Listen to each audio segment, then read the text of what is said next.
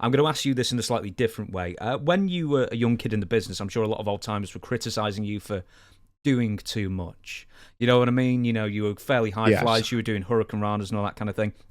And it seems to happen with every subsequent generation. You know, the next generation comes and the older generation says you shouldn't be doing this and that.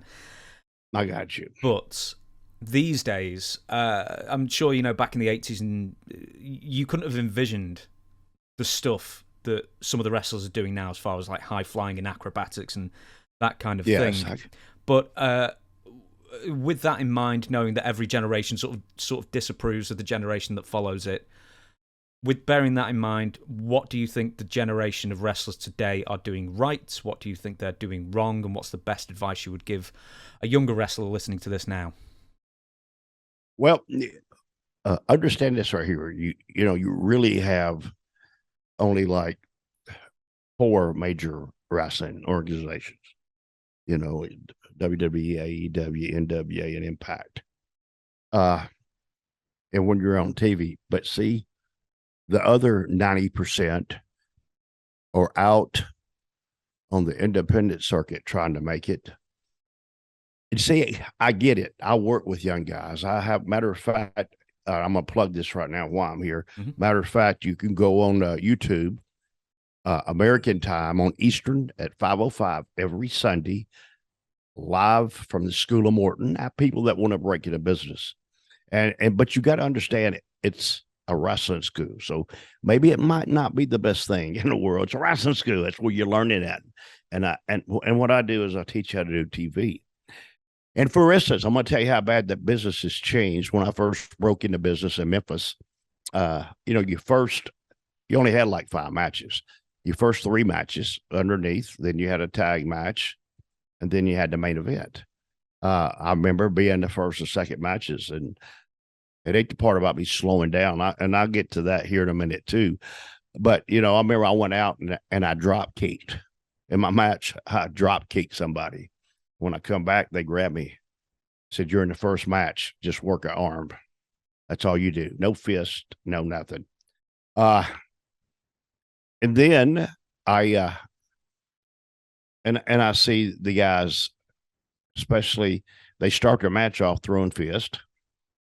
I don't like that. Nobody knows even how to grab a headlock no more. I don't think, but I understand. Yes, I did hurricane Karanas. I did that. That's what. But mostly that wasn't about what I did. See, my job, it's what made us what we were. Is I sewed, and I gave Robert Gibson a hot tag. I do a few little spots, but I sell for 45 minutes sometimes, fighting to tag Robert, never dying. And if you have a good heel, he will never let the baby face die. He'll keep you alive the whole time. You don't have that nowadays. I watch the guys. I say, you know, and especially when you're on the independent circuit, I seen not long ago this kid ran and dived. He did about 3 flips over the top rope, and he lands a splash on a guy on a table.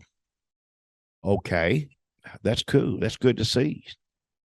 But if you're going to do it so many times on YouTube, or you know, when you get to the big company, it's not new no more.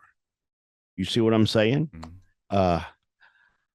What these guys don't really understand is taking care of yourself and taking care of your opponent. Nowadays, nobody gives a shit about who you wrestle. You don't care if you break their neck or arm. And so, yeah, and I told you earlier in there that we all took care of each other. I knew my job. My job was to pay. See, not only did the territory depend on me working on top, the first match did. See, that's where really I got all my heat at.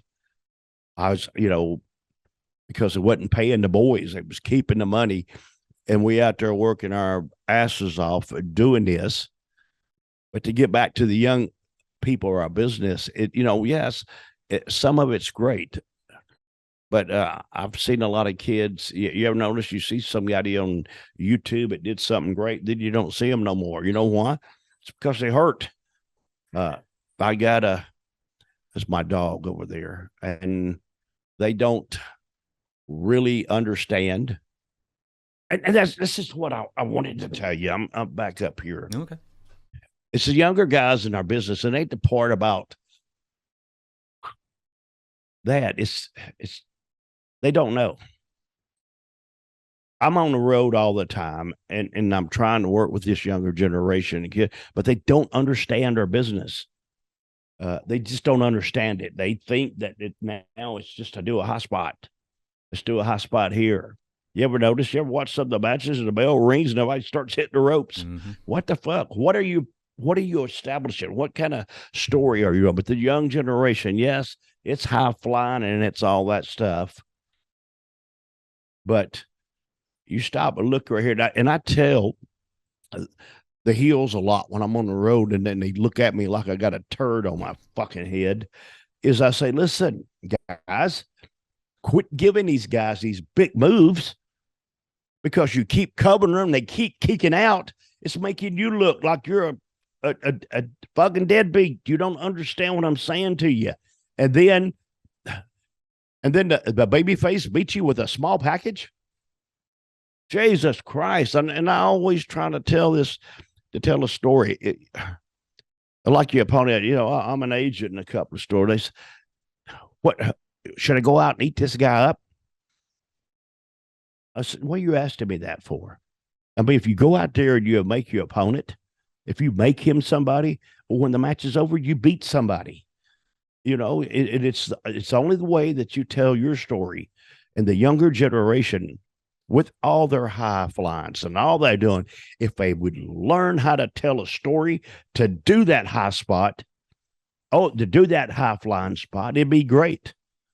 Because I was sit and watch, but when I sit and watch matches, they're going so fast these days that when I turn around and ask beside me what they just do, and I turn back around, they did 3 more spots. You see what I'm saying? That's my part. I don't know if I answered your question right or not. And I went out, I went down to Texas and came back talking about it. But this is what, hey, I'm sorry. Hold on for a minute. This is, there's a dog going as well. I'll pause. No, it's, no, just hold on for, leave me on. No, leave me on there. I'll pause. No, okay. No, leave me on there. Hey, Vince, I can't make Monday Night Raw. Thank you. Okay. Now, all right.